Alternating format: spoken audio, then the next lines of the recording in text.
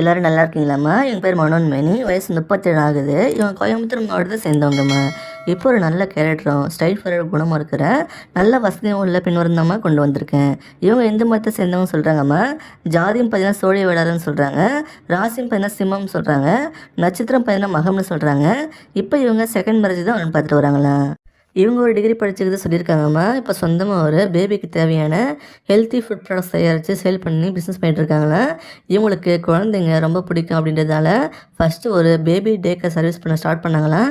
அப்புறம் நிறைய positive comment வந்து பல பேர் இவங்க டே கேர் பேபியில் விட்டுட்டு போயிருக்காங்களாம்மா. அப்புறம் ஆள் போட்டு ஒர்க் பண்ணிட்டுருக்காங்க. இவங்க கஸ்டமருக்கு நல்ல பேபி ஃபுட்ஸ் கிடைக்கலன்னு இவங்ககிட்ட சொல்லியிருக்காங்கம்மா. அந்த ப்ராப்ளமை சால்வ் பண்ண இவங்களே ஸ்டார்ட் பண்ணி கொடுத்து பாசிட்டிவ் கமெண்ட்ஸ் வந்து இப்போ பெரிய அளவில் பண்ணிகிட்ருக்காங்களா.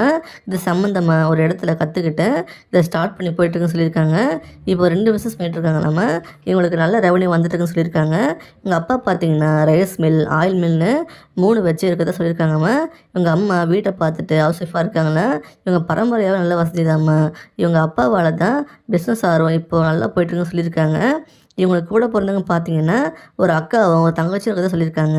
அவங்க 2 பேருக்கு மேரேஜ் ஆகி தனியாக செட்டில் ஆகிட்டாங்கம்மா. இவங்க பேரண்ட்ஸ்க்கு பையன் இல்லாததால் அவங்களுக்கு அப்புறம் எல்லா சொத்தும் இவங்க 3 பேருக்கு தான் பிரிஞ்சு வரும்னு சொல்லியிருக்காங்க.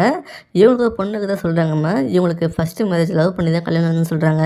இவங்க ஹஸ்பண்ட் துறைமுகத்தில் வேலை பார்க்கும்போது ஒரு ஆக்சிடெண்ட்டில் தவறிட்டாங்களாம். அப்புறம் சில வருஷமாக ஆண் துணை இல்லாமல் தனிமையில் தான் வந்துட்டு வராங்களாம். இப்போ இவங்க பேரண்ட்ஸ் கொடுத்தா இருக்காங்களாம்மா.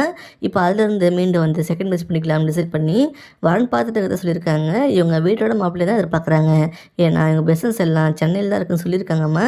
வேலைக்கு போகணும்னு அவசியம் சொல்கிறாங்க. இவங்க பிஸ்னஸ்க்கு சப்போர்ட் பண்ணிட்டு இருந்தால் போதும்னு எதிர்பார்க்குறாங்க. ஒரு நல்ல கேரக்டராக எந்த கெட்ட பழக்கம் இல்லாதவராக இருக்கணும்னு எதிர்பார்க்குறாங்கம்மா. அப்புறம் நீங்கள் ஆல்ரெடி டிவோர்ஸ் ஆனவங்களோ இல்லைனா மனைவி இழந்தவங்க தான் இருக்கணும்னு எதிர்பார்க்குறாங்க. அப்போ தான் அவங்க வழி புரிஞ்சு நடந்து போகணும்னு எதிர்பார்க்குறாங்கம்மா. உங்களையும் மரியாதையை நடத்தி நல்லபடியாக பார்த்துப்பேன்னு சொல்கிறாங்க. இவங்களும் அதே தான் உங்களுக்கு எதிர்பார்க்குறாங்க. உங்களுக்கு பசங்க இருந்தாலும் ஓகேன்னு சொல்கிறாங்க. கடைசி வர உண்மையாக இருந்து கூட இருந்து பார்த்துக்கணும்னு எதிர்பார்க்குறாங்க. இவங்கள பிடிச்சிருந்தா இந்த வீடியோக்கு லைக் பண்ணிவிட்டேன். உங்கள் விருப்பத்தை கமெண்ட்டில் சொல்லுங்கம்மா. அடுத்த வாரம் பார்க்க இப்போ ஸ்க்ரீனில் வர இந்த லிங்கை கிளிக் பண்ணி பாருங்கள். வாழ்க வளமுடன்.